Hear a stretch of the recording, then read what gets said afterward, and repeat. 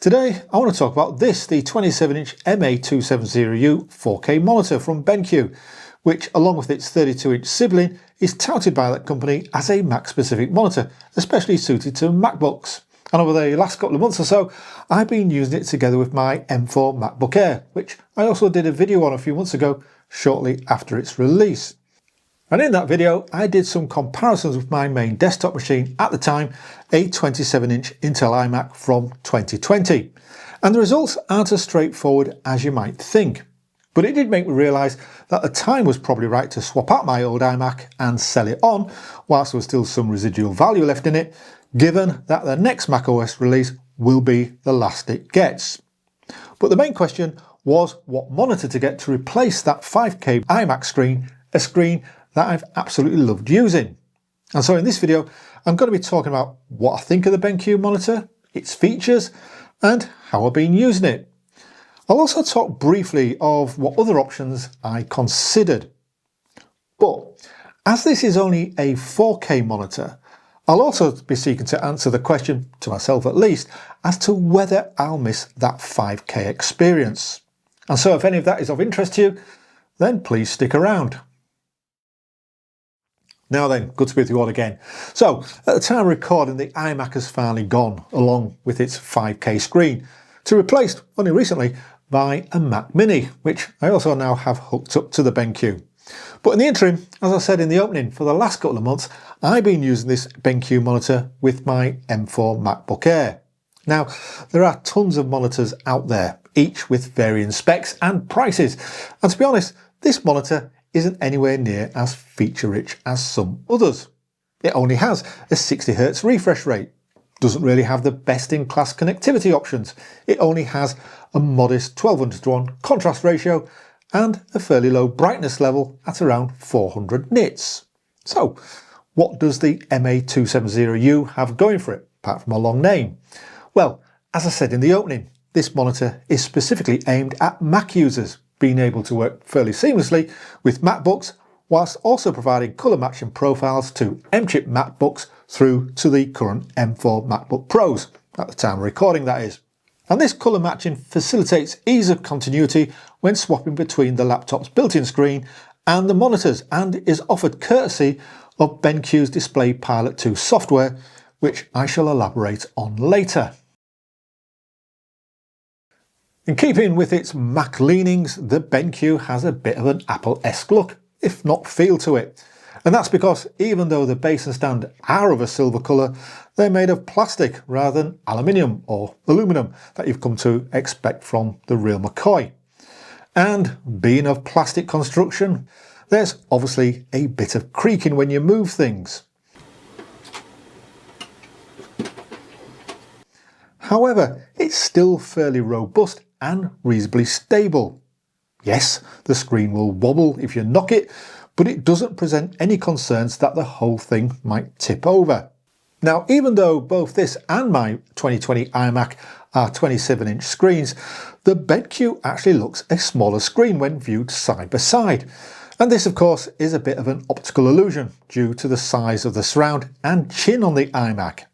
And given the overall size of the iMac, the 32-inch BenQ wouldn't be too far off the same physical dimensions, if that's the way you wanted to go. The BenQ screen is fully adjustable, extending both up and down. It swivels from side to side and also rotates in both directions along with its contents. One slight annoyance though is that if you do rotate it, when you return the screen back to the horizontal, there's no stop point to indicate that you're back level. You just have to guess. The screen has a matte anti-reflection coating, which you either like or hate. I'm in the former camp, having previously opted for the nano coating on my iMac. But the anti-reflection properties of the two are quite different. When I shine my phone's light onto the screens, the BenQ diffuses the light a bit more without any definition of the actual light point. Whereas with the iMac, you can actually see the light point. There's a very basic cable management loop that you pull over the stand during assembly, and the whole assembly is very easy to complete. The base just screws on by hand and the stand just clips into the VESA mount. The front of the base has a plastic leatherette pad for storing things on, but it's a shame that this wasn't something more useful, say like a MagSafe charging pad. There's a reasonably thin bezel around 3 sides with a slightly larger chin along the base, but this is still fairly discreet. And talking of discreet, this chin is only adorned with some subtle BenQ branding. There's no visible buttons nor lights to spoil the look. Underneath the chin we have the on-off button plus a combined joystick button for adjusting a limited set of functions such as brightness, volume and source inputs. It also gives you info on the current settings together with a QR code to take you to the download page for the Display Pilot 2 software. And once installed, as we'll see later, Display Pilot 2 provides access to a whole host of features, and so you'll very rarely need to use these controls underneath the screen.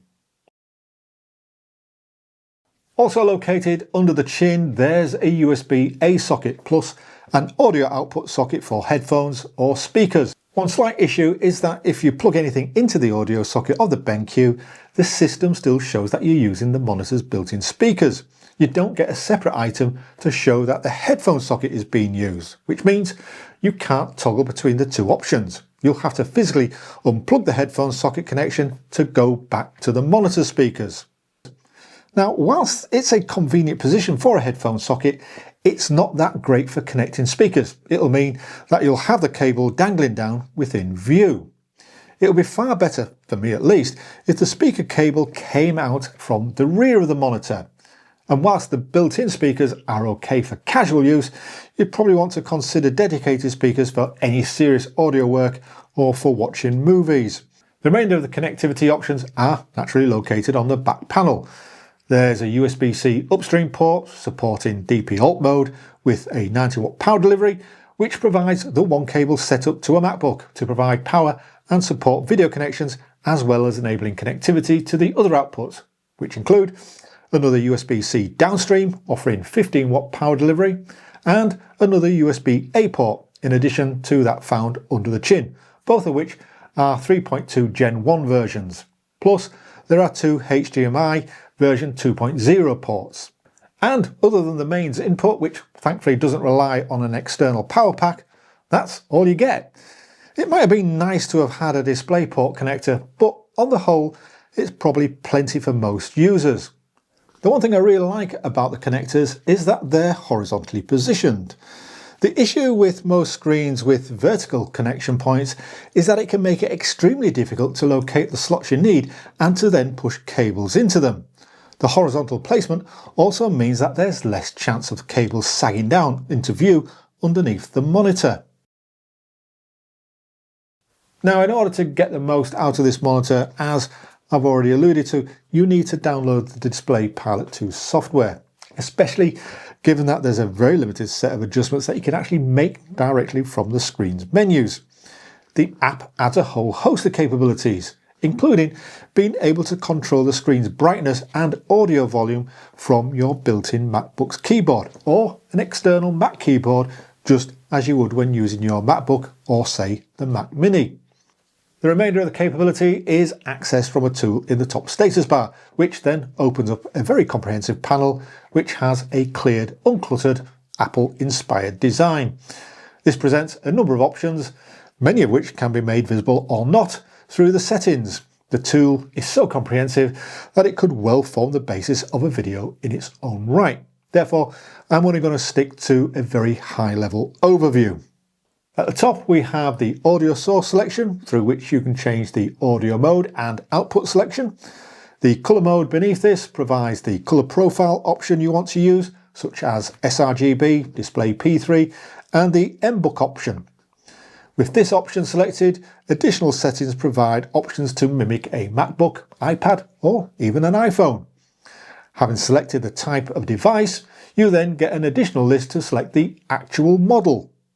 You also have a user option colour mode, aka a custom mode, against which you can set your own profile calibration if so desired. This option gives you access to gamma points and white balance settings. Next we have the screen brightness for both the BenQ and laptop screen, which can actually be synchronized along with any other screens connected. You initially adjust each screen separately to get the required brightness levels and then lock them together so that when you adjust one slider, both their brightnesses are adjusted at the same rate, which is something that I don't think you even get if you use an Apple Studio display with a MacBook. Obviously, if using the Mac Mini, you only get one of the brightness controls. Next is the resolution selection slider, which I'm not that keen on. You can obviously slide the tool to get the desired setting, but what you can't do is see a full list of options in, say, a drop-down list.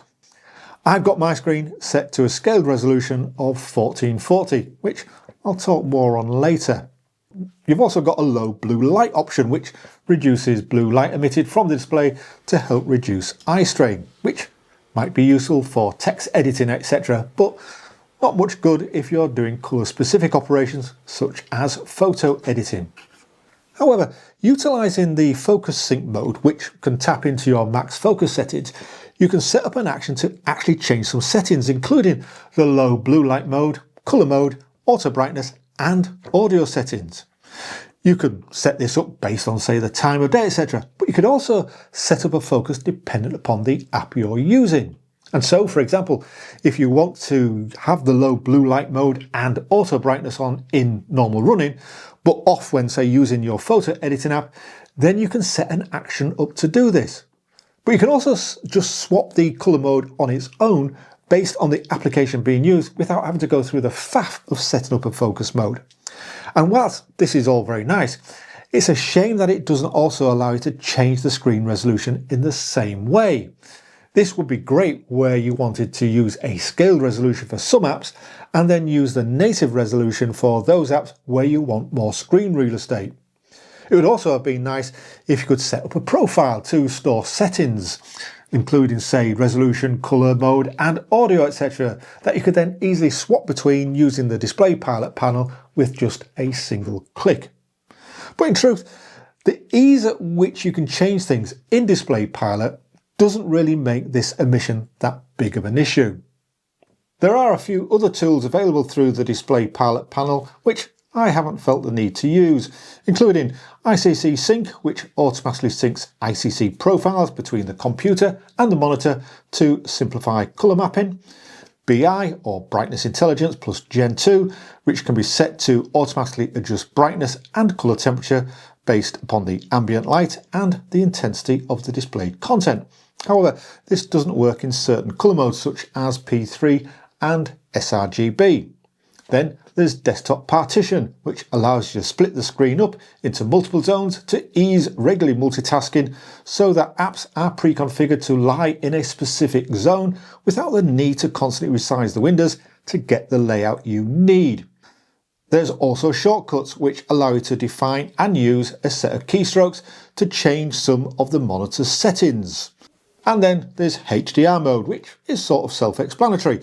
It turns HDR on or off, but only when compatible content is being viewed. And we have colour weakness, which is an accessibility feature that allows users with colour vision issues to customize the amount of red or green displayed from the monitor. However, again, this is only available in certain colour modes. And finally, there's direct search, which allows you to initiate a search engine search directly from within Display Pilot 2 with the results presented in your default browser. Now, the Display Pilot 2 software isn't unique to the MA range. It's available to other ranges within the BenQ lineup, but it's tailored according to the particular range. Some ranges have more features than others, and some features are specific to a particular range, such as with the MA range, as I mentioned earlier, the ability to select a screen colour profile based upon the M series MacBooks.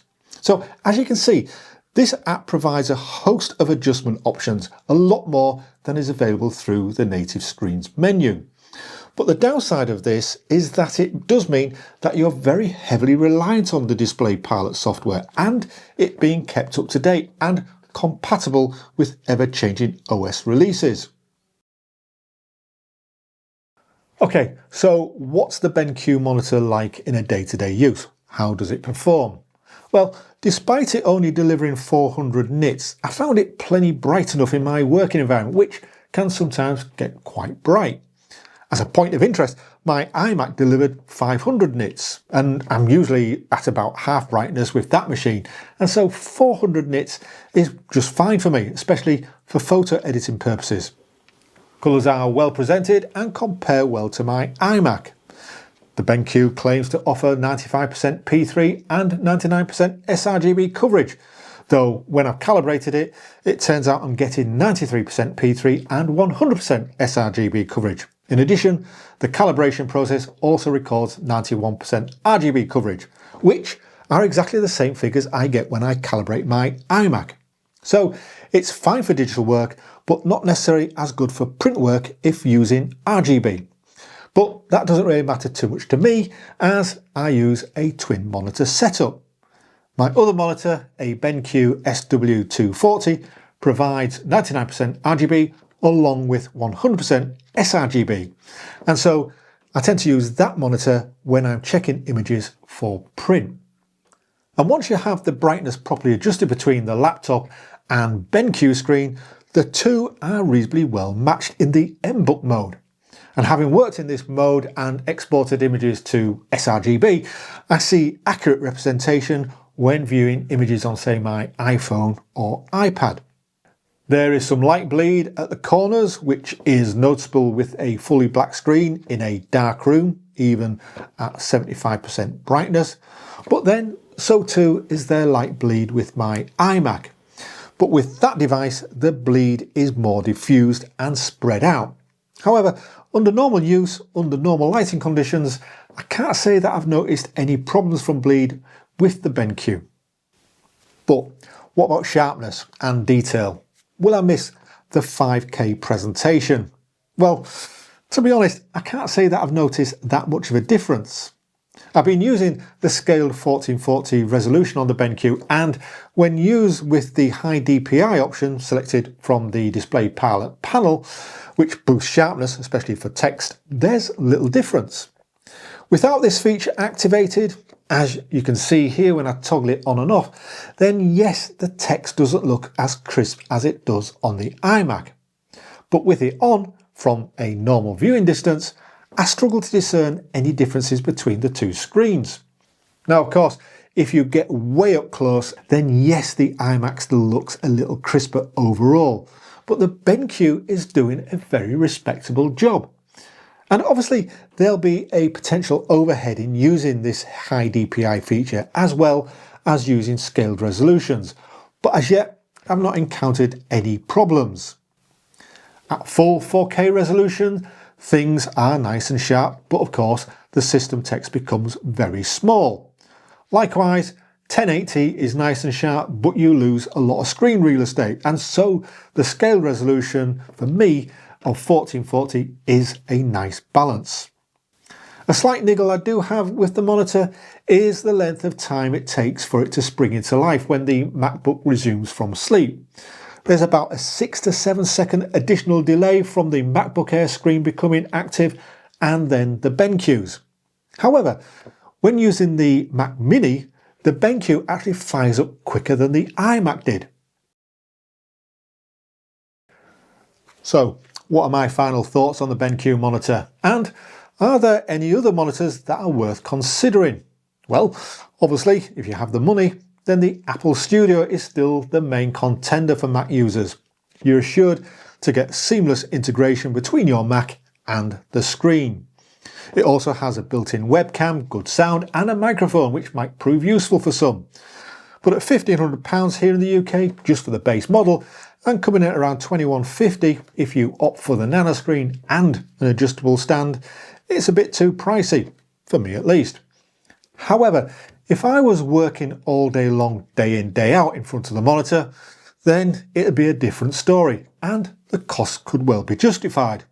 There are a few cheaper 5K alternatives, such as those from Asus and BenQ, with the BenQ providing the better connectivity options, and both offering a wider colour gamut coverage than either of the Studio or the MA270U, which, if you're going to be printing, might prove the better options for you. But at £700 and £1,000 respectively here in the UK, they're still at the upper end. Dell's UltraSharp 2725QE at £600 is a firm favourite among reviewers, and for good reason. It's festooned with features, especially connectivity, providing a Thunderbolt 4 hub and even has a built-in 2.5 gigabit Ethernet connection, along with having a 120Hz screen. And this was a monitor that I was thinking that I was actually going to end up with.